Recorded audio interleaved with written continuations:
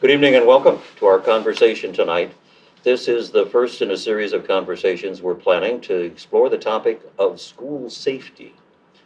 School safety is kind of an all-encompassing topic of the range of issues that parents face on a day-by-day basis, that students face on a day-by-day basis, communities face, and it's a challenge because as we as a society have become more in tune with the technology that's supposed to make life a little bit easier and a little bit less cumbersome, it's also become one of the tools that bullies have decided that's the next area to abuse and threaten and otherwise try and intimidate their fellow students. It's a problem that we may not have solutions for, but it's not for lack of a lot of creative energy that's being invested on the part of the state of Wisconsin, on the part of our individual police departments, on the part of our school districts. And it's something that tonight we want to explore a little bit more in depth. I want to welcome my guest for tonight. Susan Whitstone is the Deputy Director of the Office of School Safety in the Department of Justice for the Wisconsin Department of Justice. That's a mouthful. Yes, it is. But Susan, welcome. Thank you. It's nice to have you here. Ryan Turner is the School Safety Coordinator for the School District of Beloit. And Ryan, welcome. It's great to have you here. And to my immediate right, Sergeant Benji Thompson from the Janesville Police Department. And you are kind of the conduit between the department and the liaisons that you place in the high schools here in Janesville and in other circumstances across the district. So welcome to the three of you. I want to start the conversation out in this fashion. And I want to begin, if I could, with you, Sergeant Thompson. You are in a role that puts you in a position of having the big picture of what goes on in the Janesville School District. Is the whole issue of school safety something that we should be seriously concerned about, or is it just one of those passing fashion sort of things that it takes care of itself? I think it's something that we should be concerned about. I mean, I think, we've seen across the country, like violence that's in our schools, violence that's in our workplace, violence at our farmers market, and just, violence in our society as a whole. And when it comes to schools and, with the Janesville Police Department and our partnership with the School District of Janesville, we are very deliberate about ensuring that our school resource officers are creating a safe atmosphere for the students and staff within the schools in our school district. I want to dive deeper into the amount of resources the Janesville Police Department commits to the district in a minute or so. Ryan, you have the responsibility of supervising all of the safety security matters for the Beloit School District. Tell us about that broad scope and what's your job entail? So my role has evolved just in the last 4.5 years that I've been there, but one of my main focuses is Act 143, which is basically the statute in Wisconsin that kind of lays out for schools what we should be doing as a bare minimum. So school safety drills, fire drills, emergency planning, what should be in those plans, and the list is long, but in my opinion, very complete. So just ensuring that we're compliant with that, offering support to the principals and assistant principals, making sure that, one, they understand the why behind the things that we're asking them to do, and then that they're actually getting those accomplished. Beyond that, I supervise our security staff. I liaison between the school district and our SRO program with the Beloit Police Department. I oversee ensuring that our district as a whole gets annual training in emergency planning. We bring in consultants, and they run us through our EOC drills and items like that. I also just troubleshoot with principals. Hey, I've got this problem, they're engaging in these behaviors, or, I have this issue with this parent, just help me troubleshoot this problem from your lens of, where I've come from in my career, but that's kind of the short version. Susan, you have responsibility on a statewide basis for all of the support the state of Wisconsin provides to local school districts in this arena called school safety. Give us a perspective of what is the Department of Justice doing with the Office of School Safety, and let me start with the easy question: why is it in the Department of Justice and not in the Department of Public Instruction?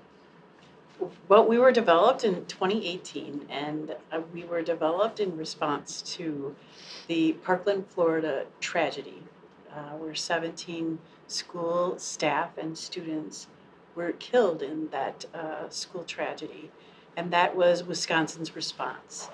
And when state statute 118.07 was developed at that point, they determined that our office should be in the Wisconsin Department of Justice. And since then, we have developed our office in a comprehensive approach from what you were talking about with Act 143, with our best practices through our school safety submissions on an annual basis, the grants that were provided to our schools. In addition, we have developed our Speak Up, Speak Out threat reporting system, a behavioral threat assessment and management protocol that we developed with our stakeholders in Wisconsin, a crisis response and recovery system. And we were able to do that because we wrote for $4.2 million in federal STOP grants. So we've basically developed a four-pronged approach of comprehensive school safety in Wisconsin so that we can help reduce barriers for our private and public schools in Wisconsin to be safe, because they're already safe and we want them to stay safe. I want to ask Ryan, if I could, your background. How did you get into risk management, and more importantly, how did you get into school risk management into this whole arena? Sure. Because So it's a pretty specialized. it is, and I'll be honest, I didn't really know that it existed until I was just perusing for a career change. Prior to getting into my position, I have over a decade in law enforcement service down in Illinois, and it was just time for a change for a multitude of reasons. And so I was, as I said, just kind of perusing around, and I saw the job posting. I read the description, and I'm like, I can do that. So I applied. Here I am, and I have learned a lot in the 4.5 years that I've been here, and I truly miss the law enforcement realm. But what's nice is that every day I draw on that experience from, again, troubleshooting with administrators or just decision making. So it's been fun. Sergeant Thompson, you've been with the Janesville Police Department for a number of years, and you've got a variety of assignments. Did you draw the short straw to get this assignment, or how did you end up in this particular role? I actually would think I'm lucky. It's of course overseeing our school resource officers, but training, hiring, recruitment, kind of a potpourri of tasks for the department. So there's a lot of variety, and I enjoy it. It's interesting to me that the orientation of the state's response to school safety issues is it was placed in the Department of Justice, which gives it somewhat of a law enforcement bent or philosophy, as opposed to putting it in DPI, where it wouldn't have quite that emphasis. How does that translate into the programming that you're providing, Susan? Well, we provide training in behavioral threat assessment and management. We provide training in standard response protocol and standard reunification.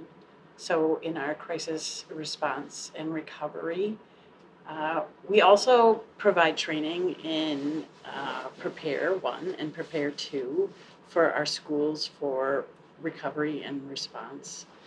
We also provide training for our school and school staff and for our school communities in violence prevention so that they know when they see something that may be concerning, where they can report that to, if it's law enforcement or if it's to a reporting platform, whether it's Speak Up, Speak Out Wisconsin, or if it's another reporting platform such as P3 Campus or Crime Stoppers.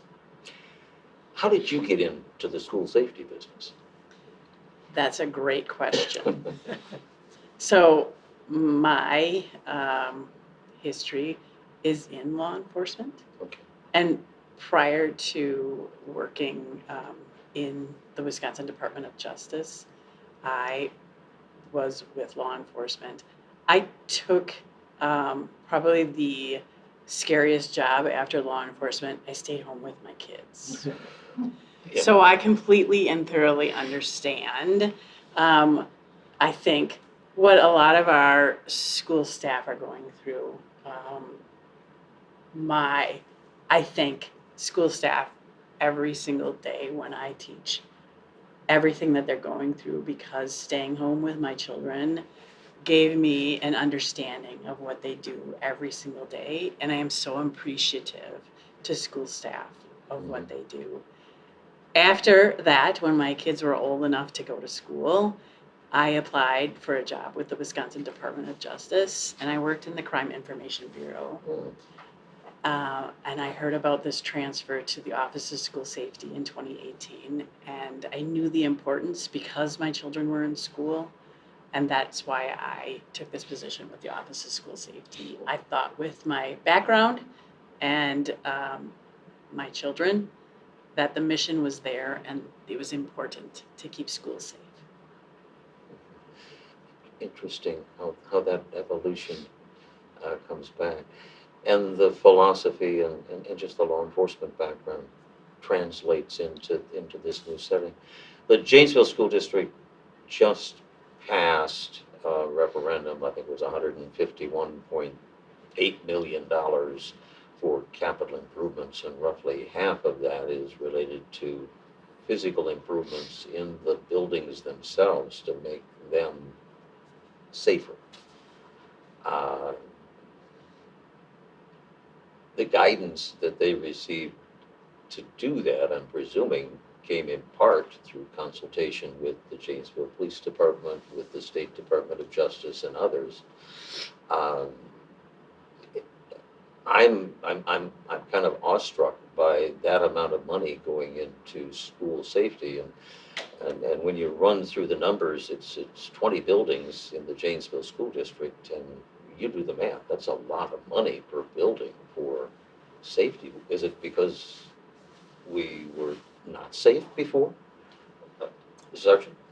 I feel like the district has made some significant improvements as a taxpayer, I guess, and as a partner to the school district with the secure pathway. So I was up at Craig High School today. You go almost through like a bullpen, if you will, where you get buzzed through one door and then you get like verified, and it was pretty easy. I'm in a uniform and I'm up there frequently, so and then you can kind of continue on your way. But speaking with our school resource officers, there's never enough cameras. There's always like there's a blind spot here. I want a camera here. There's no cameras in the stairwells, and just constantly yearning for more and a better way. Like I heard somebody talking last week, and it's like it would be great if there was we could tell if every door, they can look at a camera and see that, okay, all these doors look like they're closed, but maybe this one's slightly ajar, or maybe this one's been propped where, and I don't even know if necessarily technology exists for this, but they could look on a screen and, for instance, maybe all the doors are green, like that they're secure, versus maybe one is red that's showing, it's open or ajar or whatnot. So from, I guess, our standpoint and with our SROs, like the more technology, the more security that can harden those schools and keep somebody out and monitor, the better for us. It almost seems that we've gotten to a stage in our society where we've created such a high level of security that once you get in, you can never get out. And once you're out, you may never get back in. Is that, how does that impact education positively, negatively, from the perspective of, is it an armed camp? And what's the role of the liaison officer to make sure that, I guess, they're seen but not heard? How does that work? How do you?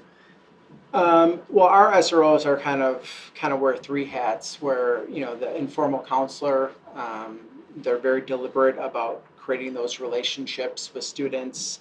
When I was up at Craig, the SRO Sean Yelk at Craig, his office is right in one of the main hallways, and he gives out little 8-ounce bottles of water for anybody that wants to stop by. And of course, it's during passing time, not in the middle of like class periods. But it's developing that positive relationship and educator, whether it's our middle school SROs in elementary school, teaching about stranger danger or of course, the law enforcement officer as well. I mean, there's thefts that occur in the schools. There's batteries, whatnot. So they kind of wear those three hats and really try to embrace all three of those roles. In my opinion, I feel like school, although it was probably close to 30 years ago since I was in a classroom in this school district as a student, I feel like it's very similar to when I was in school, absent. I mean, cell phones really didn't exist back then, so. Yeah, but we'll come back to cell phones. That's a whole area of policy that I'm confident that the Department of Justice has a perspective to share. We'll come back to that one. Ryan, you are past law enforcement. You have a role in supervising school liaisons that are law enforcement. How does that relationship work in the Beloit School District? And how many school liaison officers does the Beloit Police Department provide to the schools? Sure. So we have 3 SROs assigned to our school district. We have 1 dedicated to the high school, and then we have 1 at each of our 2 middle schools. So Aldrich Middle School has an SRO, Fruza Middle School has an SRO, and then again, the high school.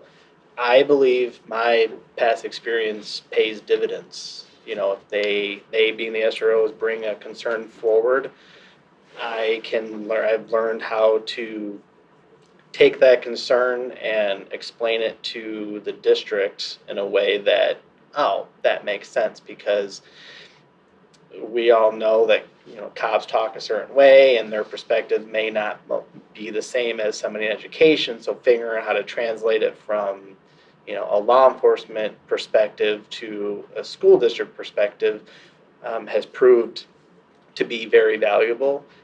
We meet with them on a quarterly basis. We bring all the SROs and their command staff in, and we just sit down and we just debrief of how the previous quarter went. Is there anything you need from us?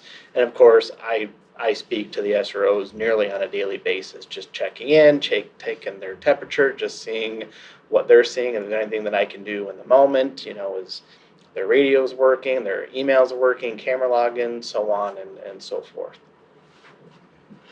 In the Janesville School District,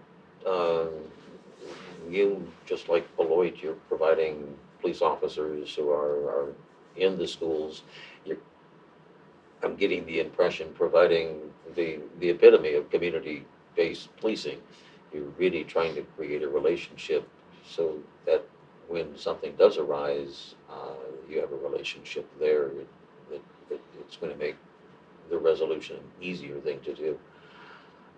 Is there a different type of training that you are making sure that your officers received prior to assigning them as an SRO?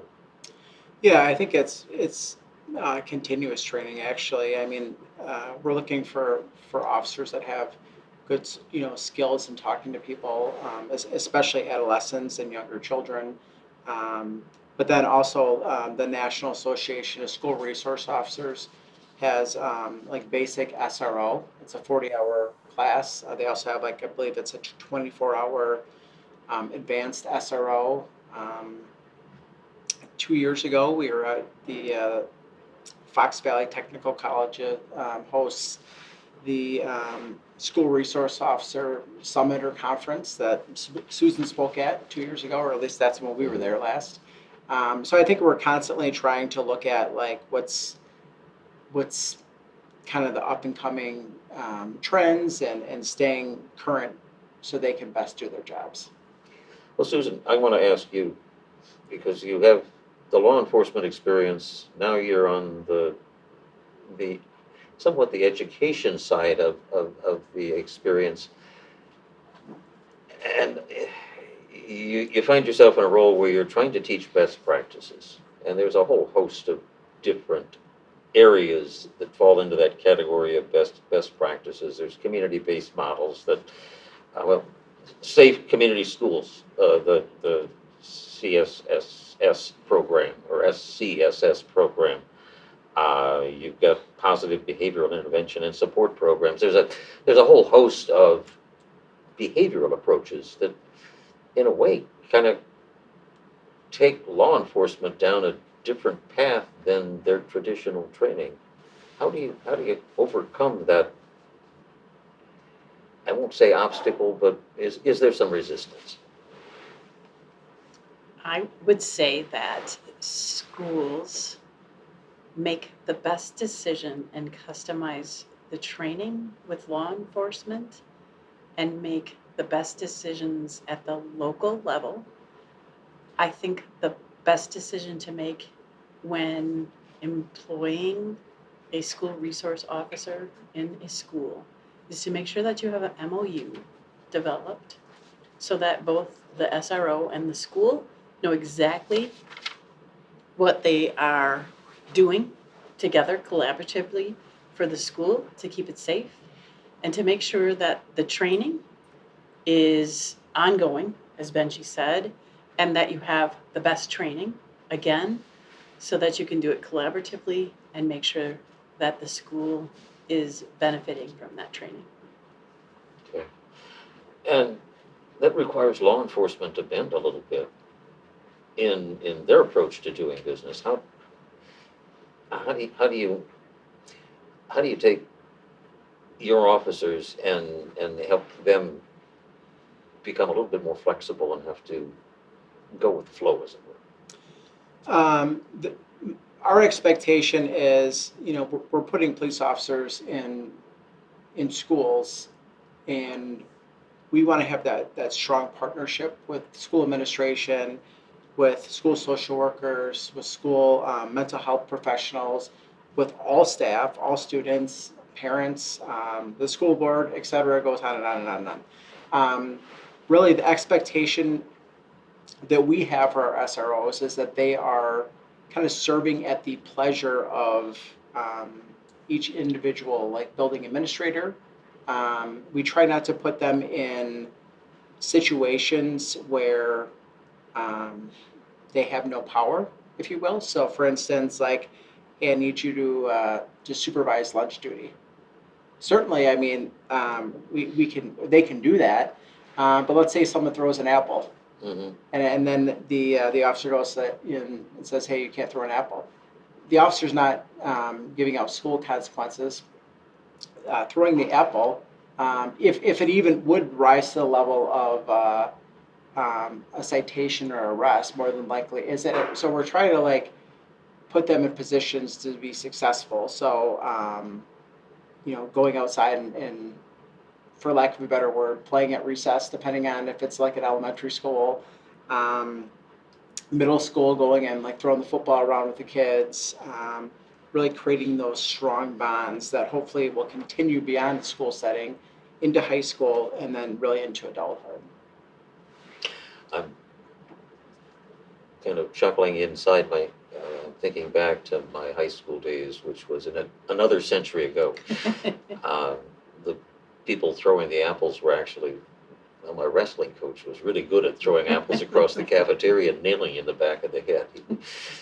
And we had no intervention then, so where was my school liaison when I needed one? A question from one of our listeners: to ensure student safety on a daily basis, why is Beloit specifically more of an open door policy, where it's more important to have kids in class regardless of behaviors, disruptions, drugs, violent actions, or threats? Open door as in like a open campus? I'm thinking that perhaps, yeah, where all are welcome irrespective of behaviors. It's a good question. I'm taking this as not as an open campus as kids can leave for lunch. Obviously, that is not a policy that we have in place. It's a closed campus. But to answer the bigger question, unfortunately, it's one that I can't answer. It seems that the question is more centered around, other schools. Beloit has been in the news for a behavior problem, and I think it's not just Beloit, obviously, but that's not the conversation that is here. But all I can say is that myself, my team, those that supervise me, we come to school, come to work every single day, and we try to create an environment that is safe and secure. There are many individuals involved in kind of setting the climate of a school, if you will. And I believe in our mission. I believe that, again, we come every day to do the best that we can. I try not to swim in the negative, and just know that we're not the only ones that struggle, and we have a long way to go, but just try to remain positive in that mission. I read a study that was based upon a sampling of students over a period of time at Hoover High School in Madison. And it had to do with the policy of cell phones, where they collected cell phones at the beginning of the day, and they limited access to cell phones throughout the day. And one of the interesting things over the duration of that study, which was a couple of years, test performance improved, academic performance improved. They didn't report any increase in interaction between law enforcement and students, but the atmosphere seemed to be one that was a little bit more conducive to, I guess, having students learn. Is there a best practice, Susan, about cell phones? And if so, give us some background. Or am I opening up a can of proverbial worms? It's a great question, and there is no good answer to that. I belong to a national school safety association, and in fact, I am on their board. It is a question that is across the United States. Should we ban phones in schools? There's no good answer. A lot of the states are saying this is a local decision. We're hearing both good and bad. Stay tuned. It's interesting. Again, one of our listeners makes the comment that in some situations it becomes a safety issue because the cell phones are not in the hands of the student, and that creates its own set of problems. On the other hand, cell phones, by their very nature, smartphones sometimes are too smart, and that creates a set of issues. What's the policy in the Janesville School District, and how have you folks adapted to it, Sergeant? I'm not really familiar with the school district's policy on cell phones. I want to speak on that for them. From an SRO standpoint, we haven't really had a whole lot of issues with cell phones, other than possibly not being properly secured and then stolen. But other than that, we really haven't had any issues. In the Beloit School District, is there a policy, and how is it being being implemented? I can't speak to the policy firsthand. I don't have it in front of me. And I don't want to misspeak. I'll be transparent that the access that kids have to phones, it can't be a good thing. I think back to when I was in high school, and if I had a phone as a distraction, there were kids in my classes that had a distraction. I can't imagine what that learning environment would be. I do see I don't know how frequently, but kids will step out of the classroom to take a phone call. I don't know who they're talking to. Security doesn't handle, code of conduct violations and stuff like that. They merely observe, report, and let administrators know, hey, so and so's on the hallway, that kind of thing. But I can't imagine what those conversations are that are more important than the student being in the classroom, because 8+ hours a day, that's what they're there for, is to learn. But it's kids of all ages have cell phones. I mean, we have elementary, middle, and high school, and I see kids with cell phones in all 3 of those grade bands. So it hasn't gotten better. I anticipate it just getting worse as things go forward. I have a 3.5-year-old grandson that petitioned Grandpa to buy him a cell phone because his parents wouldn't. And boy, did it put me in a tough spot. And no, he didn't get the phone. Mental health issues are paramount. From every study that I have read, they seem to be a driving force within the whole question of school safety. How is the state of Wisconsin Office of School Safety addressing those particular circumstances? And I know it's a district by district thing, but are there state resources available to help those districts do the right thing? There are. And oftentimes when someone is struggling with a mental health concern, they just need someone to talk to. And if that someone is not a trusted adult in the school or at home, we have Speak Up, Speak Out Wisconsin. We just released our annual report, and we have increased the number of tips that were reported from last year by over 40%. We're very proud of our Speak Up, Speak Out threat reporting system. We've had over 5,000 tips reported in the past school year. Our number 1 tip is bullying. I have to tell you that when I walked into the Office of School Safety in 2018 and I was told that I was going to Portland for the first National Tip Line Conference, I thought I was going there to stand up a statewide tip line to stop school shootings. I did not know that I was going to stand up through the Office of School Safety a tip line that was going to lead the tips with bullying. But I truly understand why now. That bullying is the number 1 tip, because when we look at the Secret Service study on school shooters, a lot of those school shootings were developed with grievances. And some of those grievances, not all students that have been bullied, but some of the students that were bullied began with grievances, and those were bullying grievances.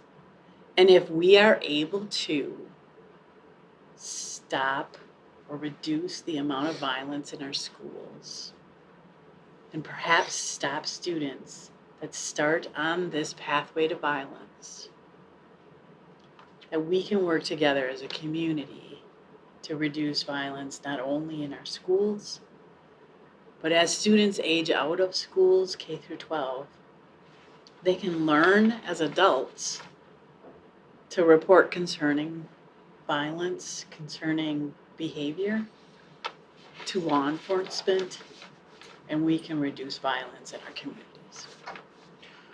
Bullying goes hand in hand with gangs and the gang culture. How do you address that in a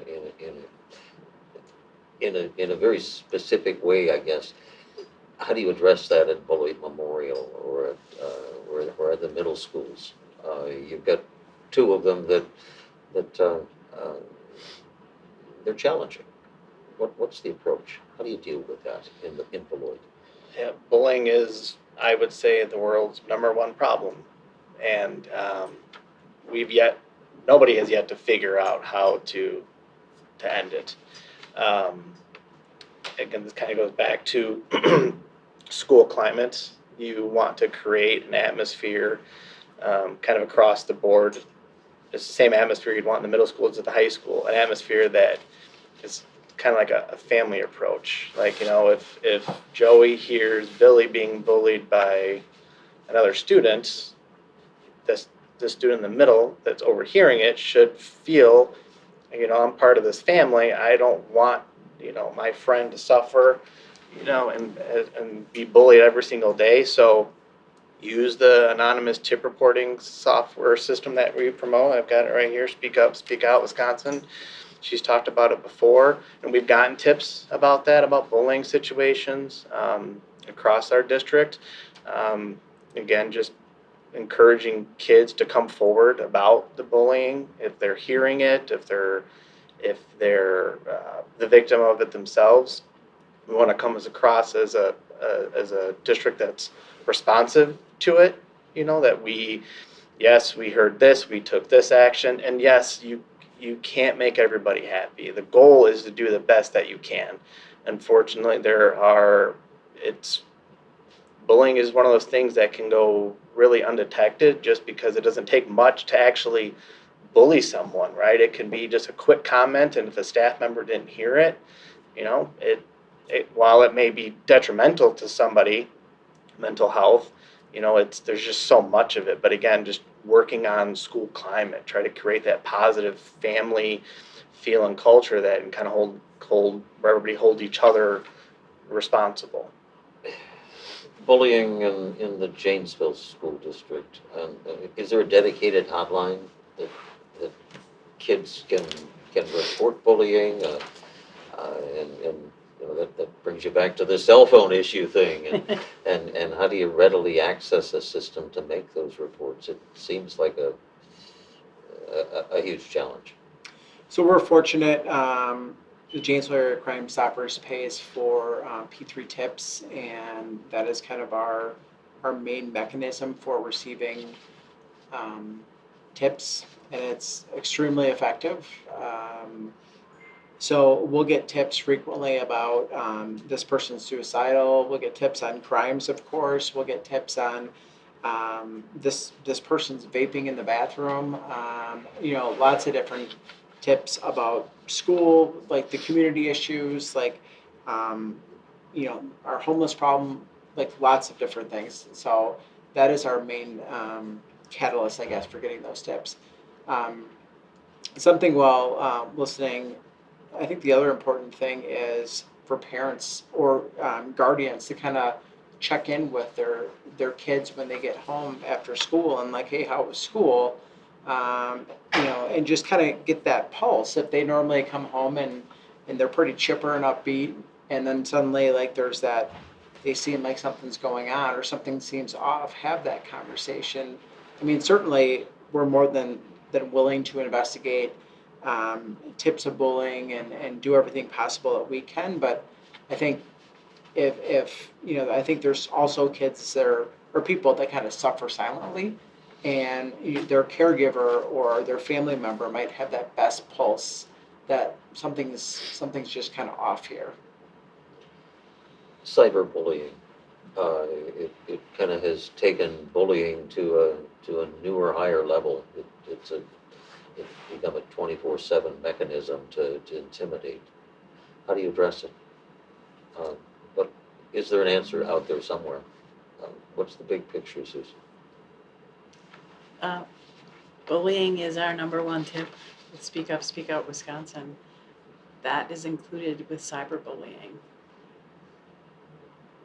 We feel in the Office of School Safety that if schools are able to include in their bullying policies that cyberbullying component and are able to address the bullying, and there are several resources that are included with the Department of Public Instruction's toolkit. In that toolkit, it is very comprehensive. It includes additional resources for parents and resources for schools and students to assist with that bullying component. We find that that is very helpful, and to continuously provide those resources to the school. It's a community approach, and also be able to provide that outlet for students to be able to report, and also have what Ryan was talking about. What do students need? Are there barriers to them reporting?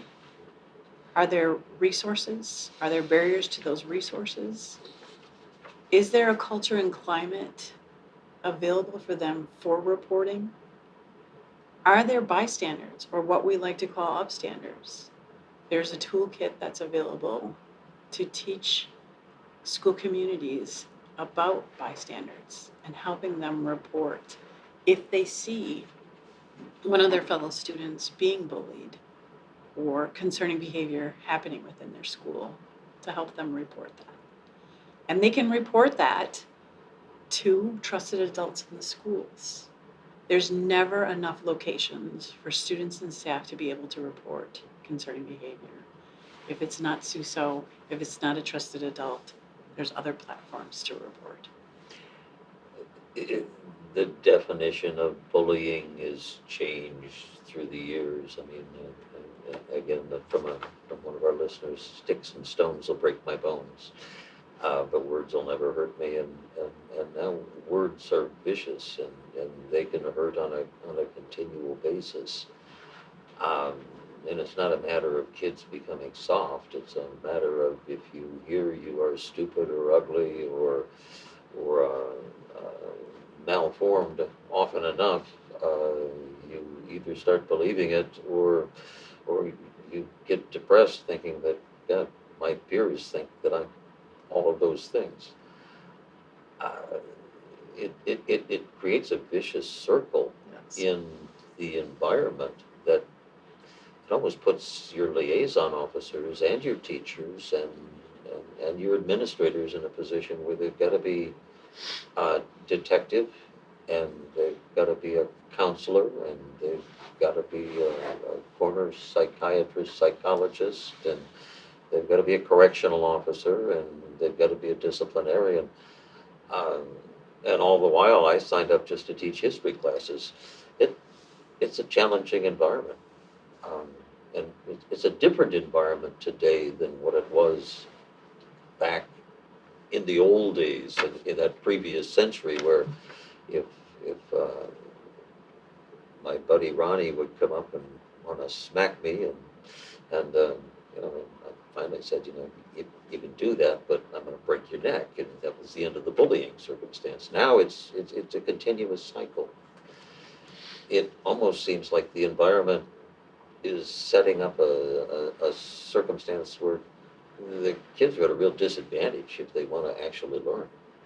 Well, and we're really kind of, we had a call earlier in the week where there was and without getting too much into detail, there was a series of students that were, continuously sending a message, just trying to more or less blow up this other person's phone, and no harmful words, but more or less still bullying. I mean, we also have a lot of issues that come out of weekends, where there's some beef, if you will, via social media, some Snapchat, whatever, and then that carries over, and then suddenly we have issues on Monday. So, yeah, the the cell phone and just the technology is just a new, it'll be interesting to see how some of these kids that receive phones at like 10, 11, 12 years old, how they are in the workplace at 30, 40 years old. I have those conversations already with people, and they suggest that the most telling thing is when you have a group of people in a room and you have two people sitting such as you, and you're communicating via texting each other as opposed to actually orally speaking to each other. Yes. And that's a real reality these days. And it's a sad reality. The social media side of the coin creates another policy conundrum that you have to deal with. The outcomes. We're inundated with TikTok and texting and I don't know, all of the various platforms that are out there. It seems like with each passing day there's a new alphabet soup of electronic means of either doing good or doing evil, and more often than not we find ourselves facing the evil. How do you keep up? How do you keep up, Susan? That's a great question. We have been talking about that, and in our office with our Speak Up, Speak Out Wisconsin threat reporting system, an important aspect of that is our staff is trained in digital threat assessment.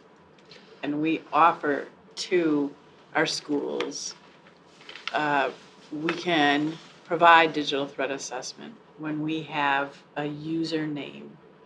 So if a tip comes in and it's for bullying or it's for something that a username from social media is provided, and it is open source intelligence, which means that the social media is not closed or private, we have the ability to look at that social media and we can provide information to the school concerning that. It's very, very important when you do behavioral threat assessment and management that you investigate everything when it comes to a threat. And now with social media playing such a large role in our lives, we need to look at the baseline of someone's social media to see what is on their social media. We have to be very careful in Wisconsin, especially this time of the year, because we have a lot of people that are hunting. So it doesn't mean that just because you have access to weapons that you are a threat. It just means that your baseline means that there's a tradition in your family that you go deer hunting and you have access to weapons. What is important is that your baseline includes that tradition. If you're using weapons in a maybe unsafe way, that information can be shared. There are other things that can be shared when we do a digital threat assessment with perhaps unsafe use of alcohol or drugs. If there's questionable activity with suicide or other self-harm. So that's one way the Office of School Safety is able to address the social media and a baseline with digital threat assessment that we can provide to schools in those parameters of open source intelligence. And that raises that very sensitive question of where is the line between freedom of speech and invasion of privacy? And how is that measured, and who's doing the measuring? Yes, and also parents teach your children to have their social media private. Because this is all open source information, and you should have your social media private. By having your social media private, that kind of, on the one hand, defeats the purpose of being able to monitor digitally trends in behaviors. Yes. And you've got that fine line again. that's got to be a day-by-day sort of question mark that you approach that line cautiously, don't you? Yes, but that's what Benji brought up before, Mhm. where your parents, they should be monitoring your social media, right? It shouldn't be private to your parents. It should be private to us. You should be monitoring your children. Anyone under 18, you should be monitoring your kids' social media. I think the biggest shock in my life came when I took my first child off to college and I discovered that because they were 18, I had no access to their collegiate records whatsoever. And I'm thinking, Yes. whoa, yeah, you raise an interesting point though. From a community perspective, how do you enforce some level of parental involvement in students and student life? Uh, how, it kind of goes back to that conundrum that you can't legislate morality necessarily. How can you legislate parents taking an active role in their children's lives? One conversation at a time. Okay. If I don't often have conversations with parents, but if they're calling me to look at video or express a concern or whatever it may be, I take as many opportunities as I can. Like, yep, this is I'm sad to hear that your son or daughter is experiencing this situation.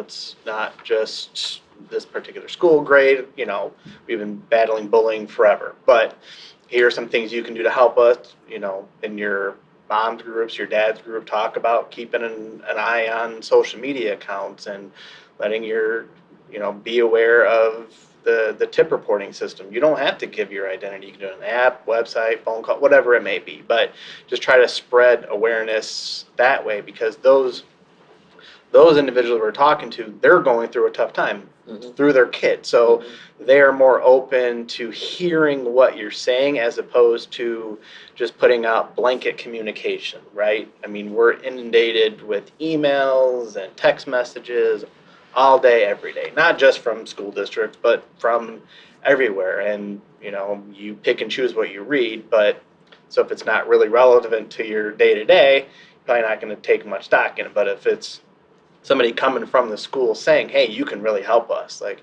if we can, get this to you and you spread it to somebody else about, what, I haven't checked my daughter's, Snapchat in a while or Instagram, and they go in there and their daughter is just being awful to somebody else. Well, you know what, maybe that just ended that bullying, that situation. Or on the other side, maybe somebody realizes that their son or daughter is being bullied and now they can deal with that, but had they not checked social media, they would have never known. It kind of goes back to one of those programs out there on a national basis that has had some amount of success, and that's Parental Partners in Prevention. And it's a program that actively gets parents involved in their kids' lives as they progress through the school system at all levels.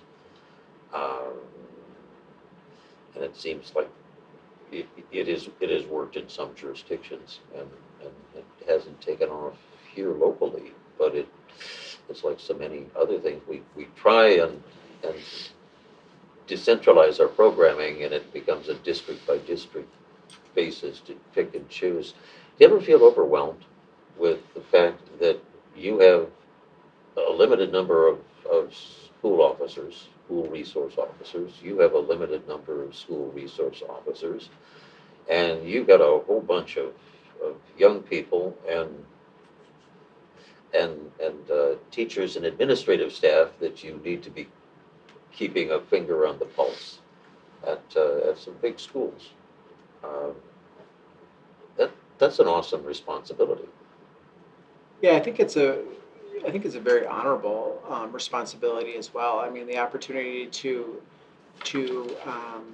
and when I go visit our SROs, I'm always amazed at, and there's no way to measure this, but like you hear stories about, I just needed one person to care about me, or one person that, it's like, I always think to myself, are our SROs, changing, and this is gonna sound a little grandiose, but like, are they having a good positive impact on somebody that maybe isn't getting that reward type system at home? And it's like, every day, officer blah, blah, blah says, good morning, and how's your day? And I never hear that. And, you hear that all the time about like somebody making a difference, educators. So it's just, I think it's a very rewarding opportunity to try to make a difference, and of course prepare and be prepared for the day that we hope and pray never occurs, but also like not be so rigid that we can't form those relationships, and really try to make that a positive experience for the students, the staff, and and that the parents at home feel comfortable that their kids are in good hands at school. The hard reality is, though, that at Craig High School, you've got one SRO that's dealing with 1,400 students and a faculty of 125 and an administrative staff of another 40 or so. And at Beloit, you've got 900 at Beloit Memorial and same sort of numbers. It's going to be overwhelming. How do you keep morale among your SROs at a reasonable level of hey, I want to continue going to work every day, right? I will say that when I'm out in the buildings, I spend most of my time at the high school for that exact reason, morale, right? Mm-hmm.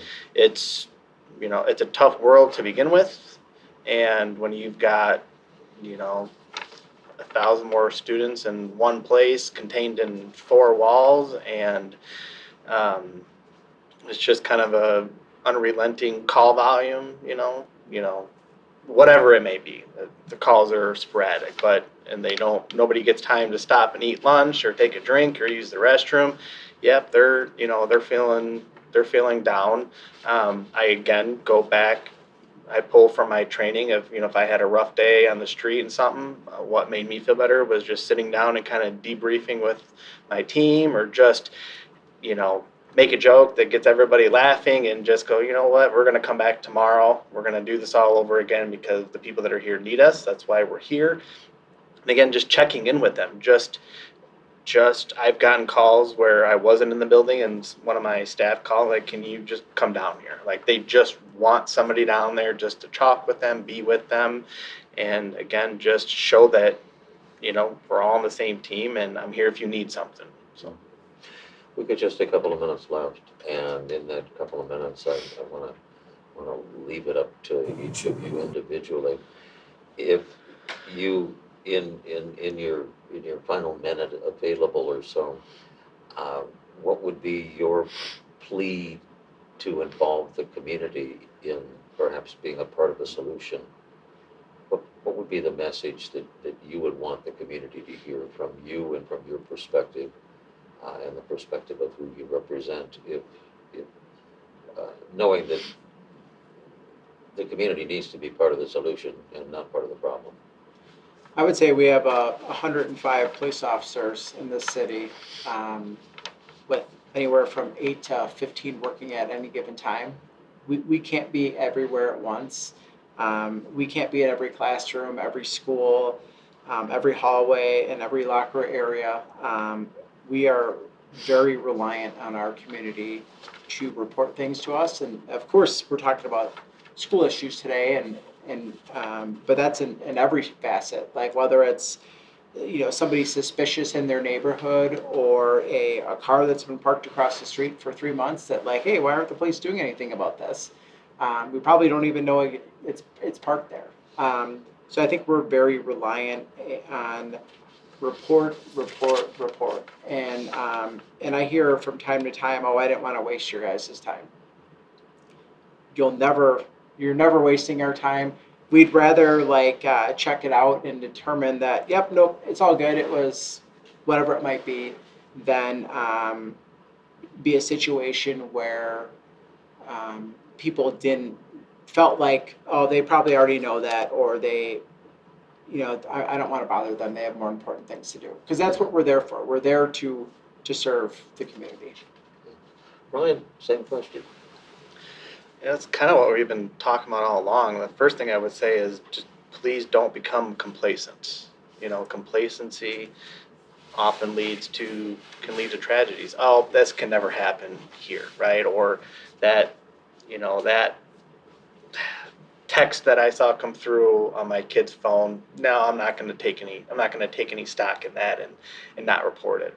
Report that stuff. Don't become complacent. And then about like the social media thing, building and safety and security is kind of everyone's role. I talked to our staff in the district. It doesn't hurt just to go push on a door and make sure it's locked. Same thing with parents. Like, we need eyes and ears everywhere. The more eyes and ears we have out there in the community, the safer we can be. Just to your point about there's never enough cameras, at a particular building. There's never enough eyes out in the community, for us. And I feel like we've given everyone the ability to report things, whether they want to be named or not. And so there really isn't a good excuse not to share the stuff that you're seeing out in the community. We know this stuff goes on. We just need to hear about it so we can act on it. Susan Whitstone, you've got literally thousands of students that are in your purview across the state of Wisconsin. What's the message to the community that you want them to hear and you want their parents to hear, and how do we get those parents involved? Well, we have Speak Out Wisconsin. It's a statewide tip line. It's confidential, so if you're in fear of retaliation and you don't feel comfortable telling a trusted adult, you can use the tip line. It's for the entire state of Wisconsin. It's for the entire school community. And I say the same thing that our panel is saying here today. If you see something concerning, report it. You may be saving a life. Thank you very much. Ryan Turner, Beloit School District Safety Coordinator, thank you so much for being here. Sergeant Benji Thompson, Janesville Police Department, always a pleasure. Good to see you again. Thank you. And Susan Whitstone, Deputy Director, Department of Justice, Wisconsin's Office of School Safety. Really a pleasure. Thank you for being here. Thank you. That's going to wrap our session. We always continue our conversation at Havana Coffee on Wednesdays at 2. So slip by, join us, and we'll continue that conversation about school safety and bullying and whatever else is on your mind. For the entire crew, thank you very much and good evening.